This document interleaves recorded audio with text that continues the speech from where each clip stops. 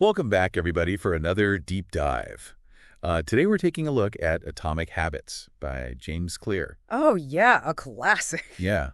And, I think a lot of our listeners are probably interested in this idea, how to form good habits and break bad ones. So this seems like the perfect book to tackle. Yeah. So what jumped out at you when you were reading Atomic Habits? Well, I think the thing that I really appreciated about Atomic Habits is it really is about these small changes. It's so easy to get caught up in wanting to make these big, sweeping changes in your life Right.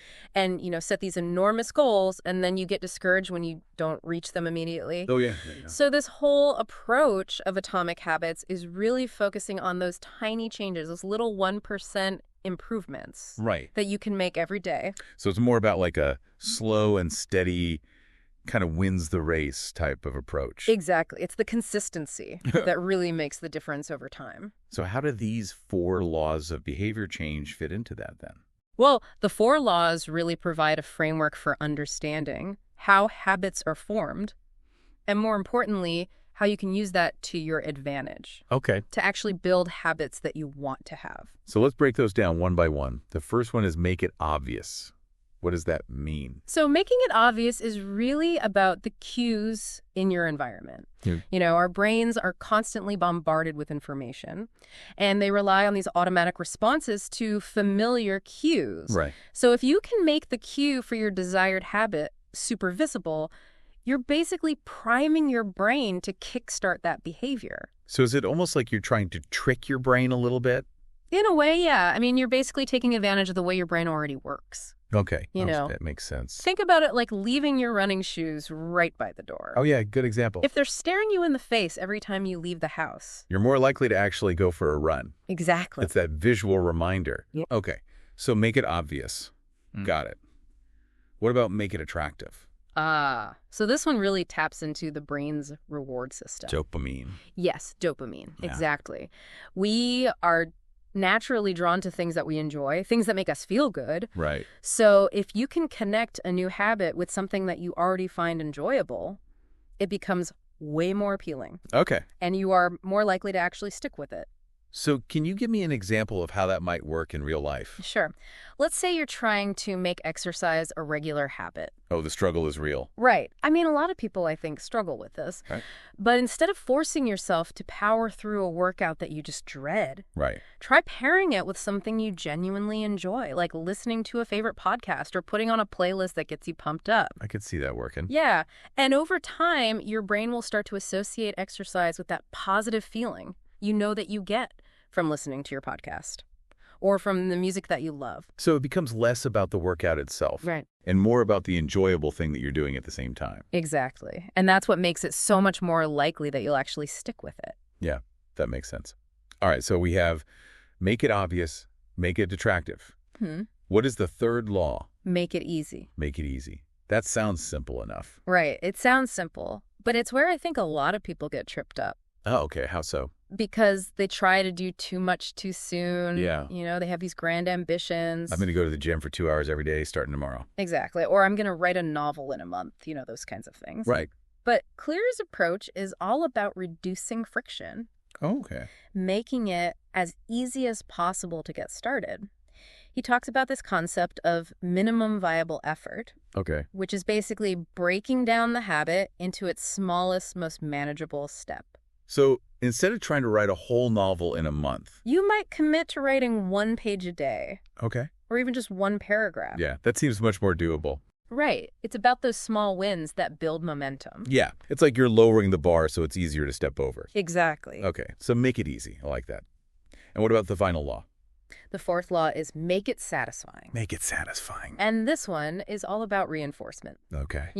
We're wired to repeat behaviors that make us feel good. Right. So if you can find a way to make a new habit satisfying, you're more likely to stick with it. That makes sense. But does it have to be like a big reward? No, not necessarily. Even small rewards can be effective. Like, for example, if you are trying to eat healthier, maybe you give yourself a small treat after a week of eating clean. Okay. Or if you are trying to build a writing habit, Mm. maybe you take a moment to reread what you've written and appreciate the progress that you've made. Yeah, I like that. Kind of celebrate your wins along the way. Exactly. It's those little things that can make a big difference. So it sounds like these 4 laws They kind of work together to create this system for building good habits. They do. But what about breaking bad habits? Well, that's where Clear gets really clever.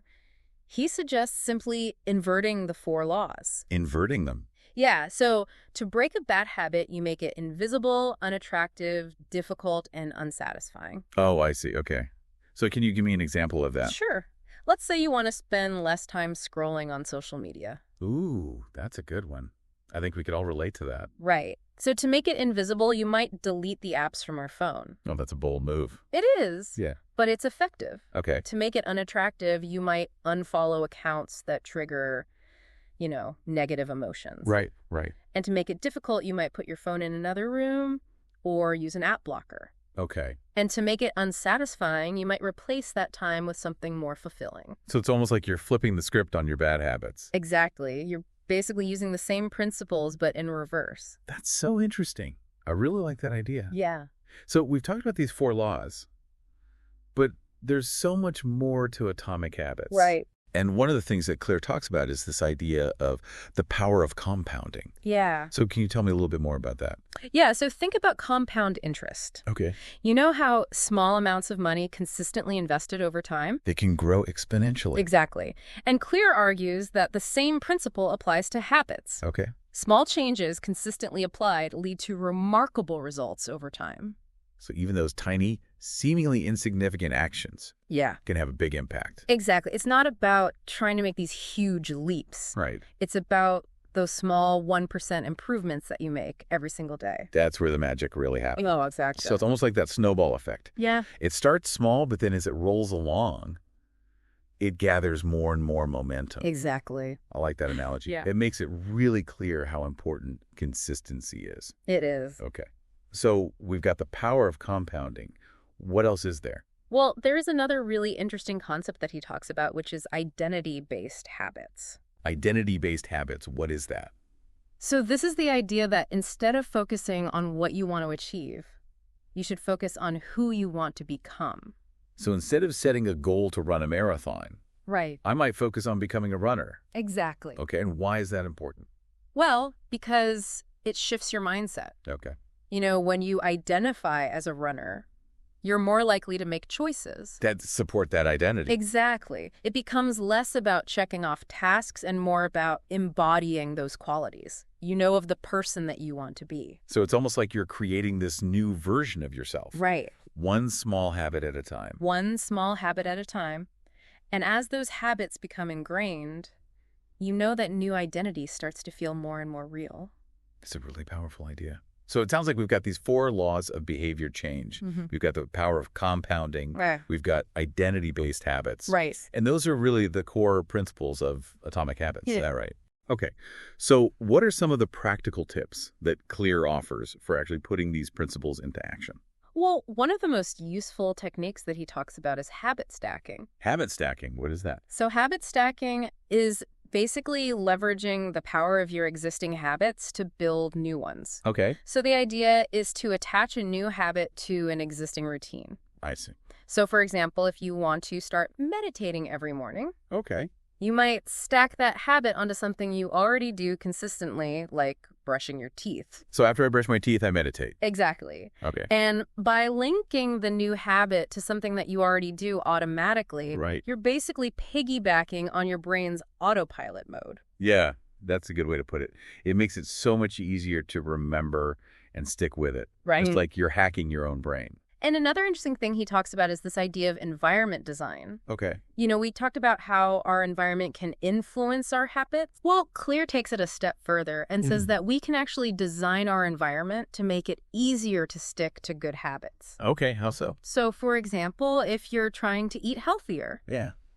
you might stock your fridge with fresh fruits and vegetables and keep the junk food out of sight. Yeah, so you're not even tempted by it. Exactly. Makes sense. You're making the healthy choice the easy choice. Right.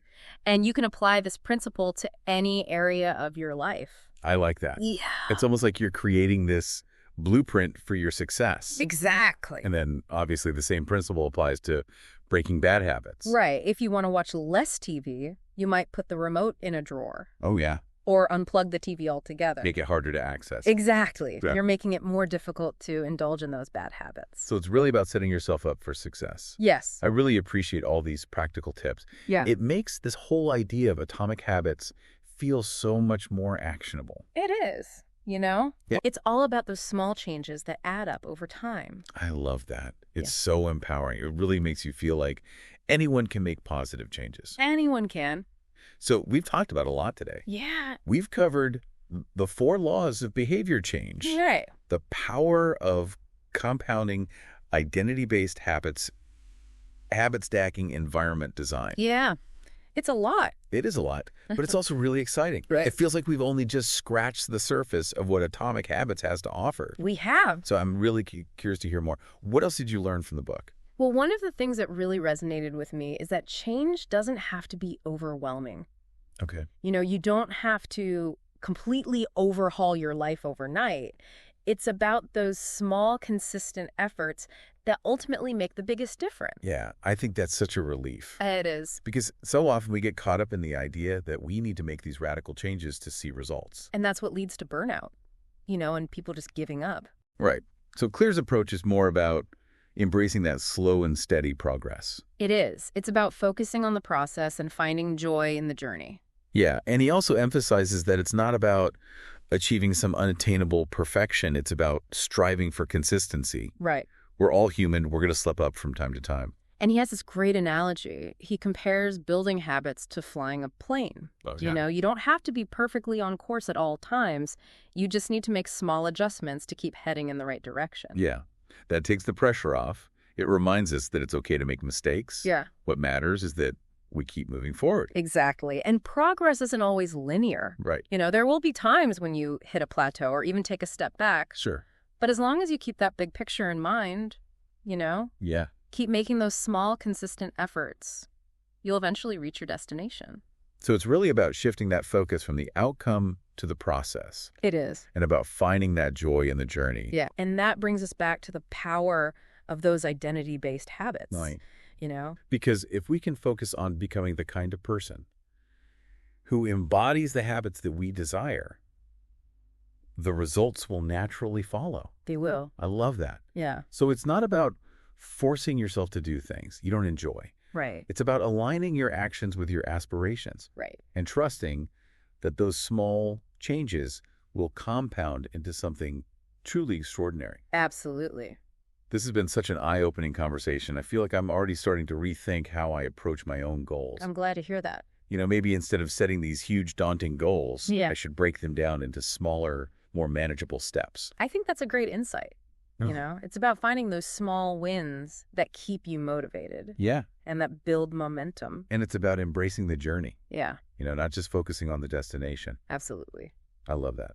Well, before we wrap up this first part of our deep dive, I want to go back to this idea of compounding one more time, because I think it's such a crucial concept to remember, Yeah. especially when you're feeling discouraged or like you're not seeing the results that you hoped for. It's so easy to get caught up in wanting instant gratification, Right. you know? And to lose sight of the fact that those small, consistent efforts are actually making a difference. Yeah, it's like planting a seed. Okay. You know, you don't see the growth happening beneath the surface, Right. but with time and consistent nurturing, That tiny seed will eventually sprout. it will. So it's a good reminder Yeah, that sometimes the most profound transformations happen gradually they do. beneath the surface. Yeah, You know, yeah. we might not see those dramatic overnight changes, Right. but those small, consistent efforts are laying the foundation for something truly remarkable. They are. I love that. It's about trusting the process It is. and staying committed, Right? even when you don't see those instant results. Absolutely. You have to believe that those atomic habits are working their magic, They are. even if it's not immediately apparent. Yeah. It's a really powerful shift in perspective. Yeah. You know, moving from this fixation on quick fixes Right. to embracing the power of gradual, consistent growth. Exactly. And that's what makes Atomic Habits such a valuable tool. It is. It provides you with a framework Right. and a set of strategies that you could apply to any area of your life. Absolutely. Whether you're looking to improve your health, Mm-hmm. your relationships, Yeah. your finances, Yeah. your career, Yeah. It really is about becoming the architect of your own life. It is. One small habit at a time. One small habit at a time. I love that. Yeah. Okay. Well, I think we've covered a lot of ground here in part 1. We have. But we've only just scratched the surface. Yeah. There's so much more to explore in Atomic Habits. There is. So stay tuned. Yeah. We'll be back soon with part 2. We will. Where we'll dive even deeper into Clear's insights. Sounds And uncover more practical tips for building those atomic habits that lead to lasting positive change. Absolutely. It really is about trusting that process Yeah. and staying committed even when you don't see immediate results. Right. Like, you have to believe those small actions Yeah. are adding up, Right. even if it's not obvious at first. It's like sometimes the most significant transformations, Yeah. they happen kind of gradually behind the scenes. They do. You know, we don't always see those dramatic overnight changes. Right. But those consistent efforts Yeah. really are Yeah. laying the groundwork for something much bigger. It's like building a house.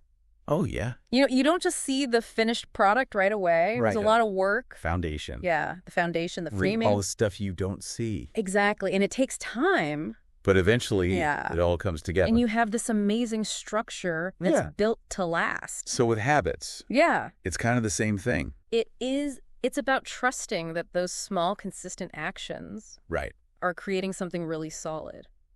Okay, so we talked about habit stacking, Yeah. environment design. Mm-hmm. Are there other strategies There are. that Clear recommends for building good habits? Well, one thing he emphasizes is the importance of tracking your progress. Okay. You know, what Yeah. gets measured gets managed. Right. So if you're trying to build a new habit, it's really helpful to keep track of how you're doing. It's like a habit tracker. Exactly. You can use a journal, an app. Lots of different ways to do it. Yeah, whatever works for you. The important thing is to just do it consistently. Makes sense because then you can actually see Right. how far you've come. And you can also identify any patterns. Oh, interesting. You know, like maybe there are certain days of the week where you're more likely to slip up. Right, or certain times a day. Exactly. And that awareness can help you adjust your strategy. Okay, so track your progress. Yeah. Got it. Mm-hmm. Anything else? He also talks about the importance of finding an accountability partner.